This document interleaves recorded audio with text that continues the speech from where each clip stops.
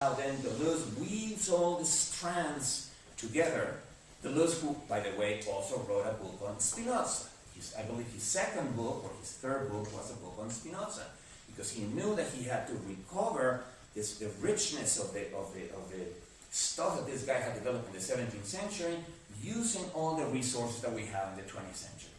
So, to summarize, and I'm giving you this in advance so that you have something to look for, and when there's questions and answers, you know that if I'm leaving social aspects of the question today, it's because I'm reserving them for tomorrow, and if I'm leaving questions about the sociality of science, or questions about ethics, or questions about spirituality, it's because I'm going to eventually get to them. Just to summarize them, we start today with the basics of materialism. Because I'm not going to try to prove to you today that the world exists independently of our minds, but I could very much, my favorite way would be to bring a gun with me. And, just go one by one. Put the gun on your leg or someplace where it's not going to kill you, and say, do you believe in the material world? If you say no, then I'll shoot you. And then you would believe. You go, why, you just shot me. No, I didn't shoot you. That's a signifier. It's just a metaphor for bullets. It's not a metaphor on bleeding. I don't see any bleeding. I know it's a joke, and it's just a change. In the olden age times, philosophers used to kick rocks whenever they wanted to demonstrate the materiality of the world. They would see a rock and kick it, but this kicking of the rocks never convinced anybody. Take the rock and smash it in his faces, That will give him a sense of materiality. And the reason why I wrote my very first book on warfare is because the battlefield, which is a social space, chimpanzees fight against one another, but they don't have battles. They have like skirmishes, and they are more like scratching and pulling hairs and so on. They don't really have battles. A battlefield is a social space, 100% social, 100% human, and yet it is entirely material, because it's inhabited not only by human bodies that can be harmed. It's inhabited by bullets flying at high speeds, metallic particles with a conoidal shape flying all over the place. It's inhabited by fire and shock. It's inhabited by shock waves that can hit you and make you fall down. It's inhabited by corpses and limbs that have been cut off from their owners. The battlefield is a horrific place. It is a place in which terror, in its purest form, is displayed. But it's also a place in which the materiality of weapons is immediately exhibited. Now, that doesn't mean that subjectivity does not matter in a battlefield. Your beliefs are very important to make you fight. Your religious beliefs, in case this was a religious war, or your nationalistic beliefs, in case this was a war defending your country. Without those beliefs, you might not even enter the battlefield, because the battlefield is so filled with terror that you need something for morale. And so beliefs and ideas do influence morale, but they are not going to protect you against bullets. Right? I mean, it was an interesting anecdote from the late 19th century when the British first invaded Tibet. And the Tibetan monks gave their army these little squares of paper with a little symbol telling them, with this, bullets are not going to hurt you. And the Tibetan monks were to battle with the British with the little signs, with little signifiers, and of course they got shot to death like in an instant, right? Because it doesn't matter what signifiers you put in front of you, bullets are still going to get you. Nevertheless, they believed that bullets could be stopped by signifiers. I don't believe bullets can be stopped by signifiers. You can think anything you want to in your head, and this is why I would like to have a gun right now and go one by one. Although that would be a little heavy-handed, right? Put it in your... Do you believe in signifiers? No? Okay. I would want to have some means of right now convincing you that materialism is real. That unless we believe in an independent material world, we have no chance of changing the world in any way or shape.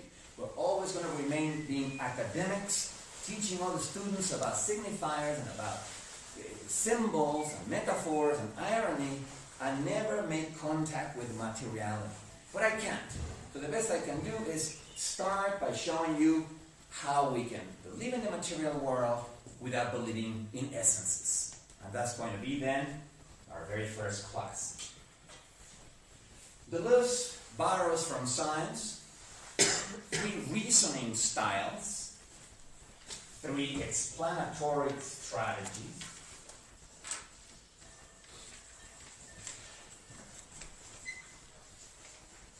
from 3 very different fields, all 3 of which,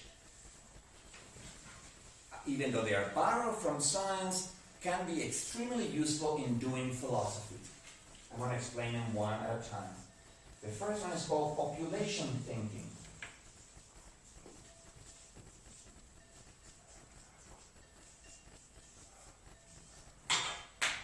The second one is called intensive thinking.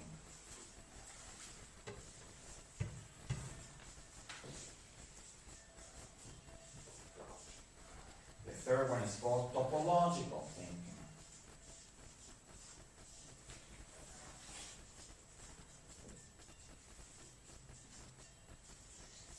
These 3 reasoning styles, these 3 explanatory strategies were born in entirely different fields from science. This was born in evolutionary biology in the 1930s. This was born in a branch of physics, which is a minor branch of physics called thermodynamics, in the 19th century, and it was born from examining the steam engine. The steam engine was invented without any science. The steam engine was invented by a craftsman with his hands, intervening in reality and putting together a boiler and putting together the steam and putting together the pistons. And then scientists, confronted with this new entity, began studying it, and that's how thermodynamics developed. So it's a very interesting branch of science because it was not born in the brain of a scientist. It was born in the hands of a craftsman, and that is very important to us. The hands with which you intervene in reality. We don't want to just represent reality. We want to intervene in reality. And so intensive thinking, I want to explain it in detail in a second. It's a second reasoning style. It's a very useful style.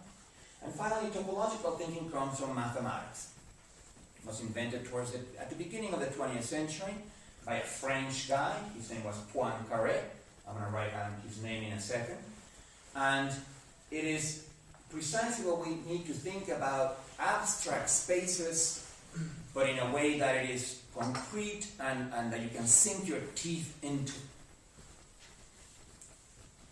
All 3 reasoning styles exist in science, but very few scientists use them all together at the same time. Your typical evolutionary biologist doesn't really care about this 2. Your typical thermodynamicist doesn't care about this other 2.